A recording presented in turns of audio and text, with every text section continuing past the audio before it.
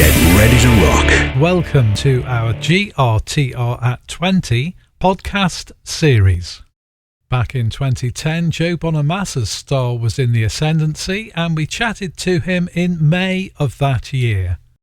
Hi, Dave. Oh, hi. I realised, Joe, it's roughly almost exactly 12 months since we last spoke, and that was in June last year when you were recording your current album. That's right. We were in Santorini. Yes, and I was very jealous, actually, but it was obviously not really. It was a working thing for you, wasn't it? It was a lot of hard work, yeah. It was a 5-week vacation for some, and it was a lot of work for others, and some of them kind of split the difference. You remember, it was a bad line there because you're on an island. Oh, yeah, we were lucky we had electricity. Yeah, I mean, quite a marvellous place to record, I would have thought, really. It was a great experience. I mean, we had, again, it was, in some cases it was paradise, and then in some cases it was a sobering place to be because you have very little phone, very little internet, if you had it, and sometimes the power was in and out.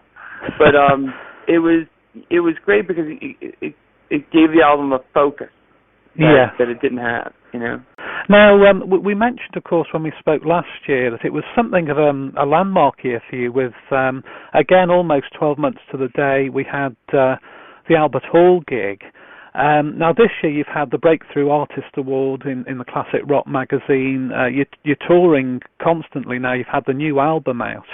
I mean, you're like, for my generation, really, and, you can probably gather I'm in the 50s now, you're like one of the modern superstars of guitar. Thanks. Yeah, well, you are. I mean, and I think people are recognising that, even if they were perhaps slow to pick up on that, over the years. And I'm just fascinated to know how you regard this, what you might call a breakthrough, because, I mean, I think it's more difficult these days than it perhaps even was 5 or 6 years ago. It's incredible to see from where you've come. And I was just wondering if you could go back to the early days of your career and what was your objective? Because I know you started playing the guitar, if you like, publicly at quite an early age. I mean, you were playing in your early teens, weren't you?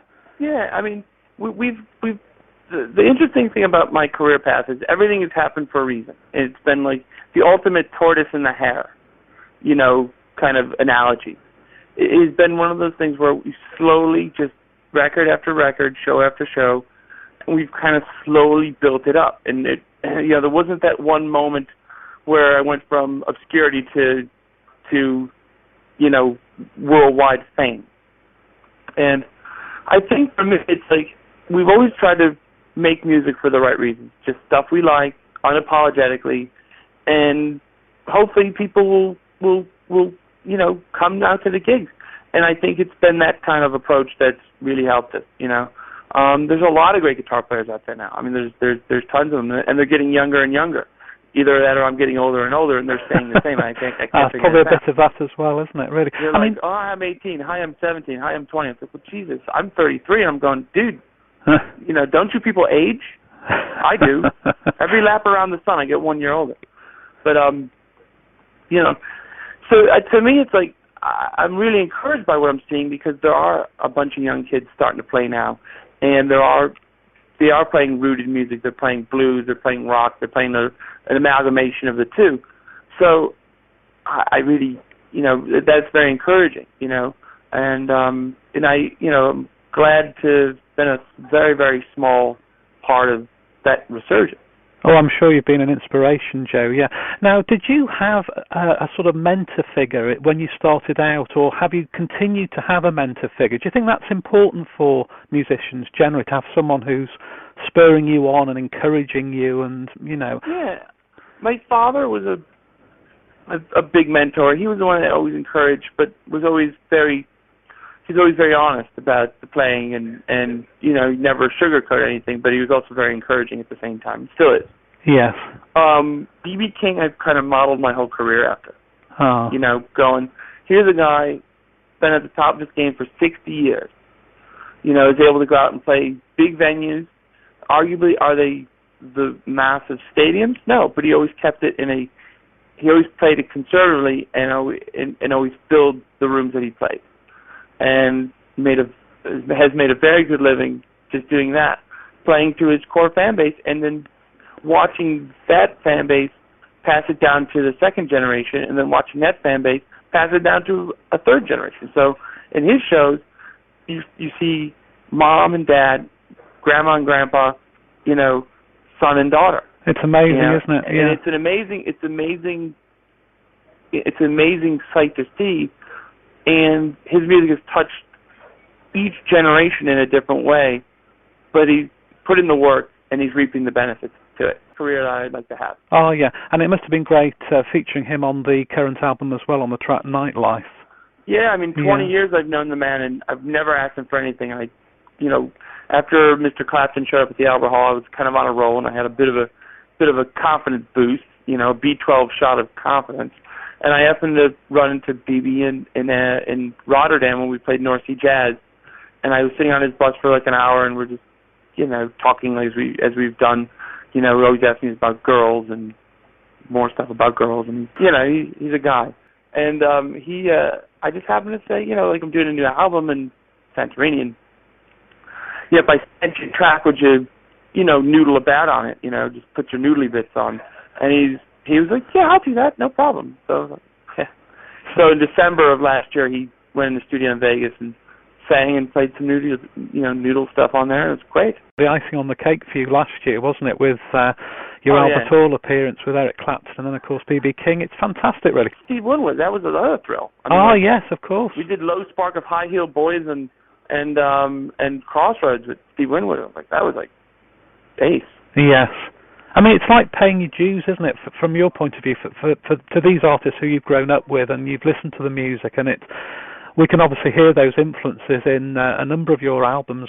But Joe, going back to the guitar playing, did you ever feel on a personal level, how much better can I get playing this instrument? Do you ever worry that, how would you see guitar playing? Is it something that, do you think that will, you will get better over a period, or do you worry sometimes that you might, you've done your stuff and really it's just a matter of refining it, Well, I think at the end of the day, there's no better example to look at other than the guy named Jeff Beck, who has reinvented himself for the last 4 decades and become the top guitar player in each decade in a completely different style of playing. Yes. So there's a guy that I look up to for that reason, because he's also a guy, who never rests on his laurels. He could have played Blow by Blow and all those songs that he did in the 70s for the rest of his career and had a very good life.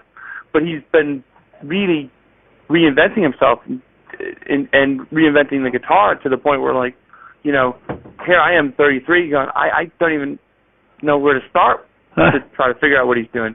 And then there's people from all ages in between. And that's a real feather in his cap.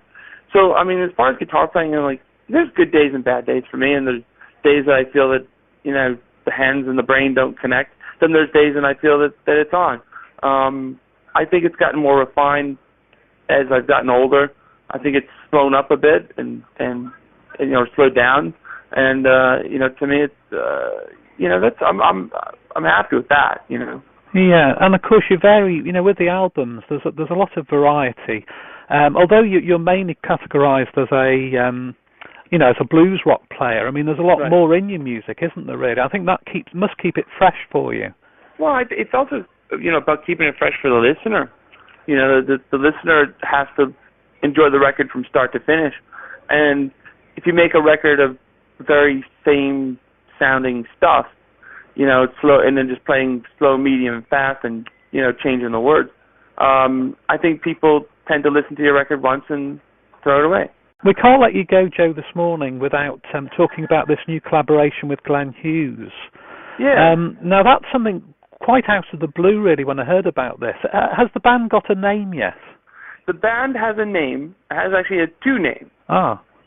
But I can't tell you what the 2 names are until we have this thing, until the U.S. Trademark Office tells me I can. Ah, right. So it's got to be cleared, really, hasn't it? Musically, this is quite fascinating. How did this arrangement come about? How did you get involved in the first place? I've known Glenn for about 3 years. I've known Jason for 5. Yeah. He played on a record called You and Me. And basically that was the start of it. And Derek Shirini I've known for about a year. Right. And he's a friend of Kevin Shirley's. And we all kind of swished this around, and it seemed to make sense. And for me, it's such a departure for my day job that I have a blast doing it. Talking about the keeping things fresh for yourself, is that one of the reasons? Does this allow you to do something you can't really do in the solo job, Joe, you know? Well, it's a bit more rock. I mean, certainly more rock. And, you know, I don't do the heavy lifting on the vocal. You know, I sing 2 songs on the album, and I sing some harmony bits. But I don't do the heavy lifting, and that's Glenn's area of expertise. All I get to do is just play my Les Paul and solo. Yes. And it was great. You know, it was less pressure because the sandbags kind of got spread around throughout the members, and it was a lot. It was a lot of fun, in the sense that it was very liberating, because I was just to plug it into a couple Marshalls and play rock guitar, and that was my job. Yes. You probably felt perhaps there's not so much pressure on, because I suppose when you go out with I know you do go out with a band, but it's very much the spotlight's on you, isn't it, really? Yeah. So that must be great. And is it allowing you to play more rocky stuff? Is that what you're saying, really? Yeah. I mean, like, you probably wouldn't recognize some of my playing on the record. I mean, it's if you're going, wow, that's, not what I expected him to do. Well, this sounds exciting. I mean, people are bound to compare it now with Chickenfoot, aren't they? Even if they haven't heard it. Vultures and every other super band. Again, like, my whole thing is with the band is nobody wants to listen to a band. I don't care who's in it. Who's made a bad record. Yes. So gotta concentrate on making a good record first, and then the hype machine will kind of either like it or dislike it, and it's, to me it's like, really, we did it kind of under the radar, which was great, and I prefer to do it that way. Yes, yes. But I think the thing about Chickenfoot, it has surprised people, because it does seem to be a more lasting arrangement, and it would be great if this arrangement, so many supergroups seem, for obvious reasons, Joe, the ego element not least, they seem to fizzle out after the first album, don't they? Well, I mean, it's not ego more. I equate it to, if you were to try to merge, like Virgin Airlines with British Airways, with BMI and EasyJet, okay, and get everybody in the room. They're all friends, and then go, okay, we're going to merge these businesses together, and then we'll just let the lawyers sort it out. Don't you think it would be like massively difficult? Yes, yes. And that's inherently what the problem is with the supergroup. Everybody has commitments to their own thing, and they also have expenses that go along with that, So it's like, I can't completely abandon my band guys that have been with me 5 years, because, they're my guys, they're my family. So, I have to keep playing on my own to support not only them but myself. And again, it's just complicated to get everybody's schedule on the same page, and it's also very complicated to basically, merge all these different factions. Yes, yeah. I mean, it sounds, once you've overcome the hurdle of the name, I mean, that'll be a big, we're happy with the name, and we're happy with that. Getting a website together. And it's like, it's like starting over. It's like really exciting stuff. It's great, isn't it? It does My sound website's good. been up for 10 years, so it's like I don't remember like this, picking out pictures.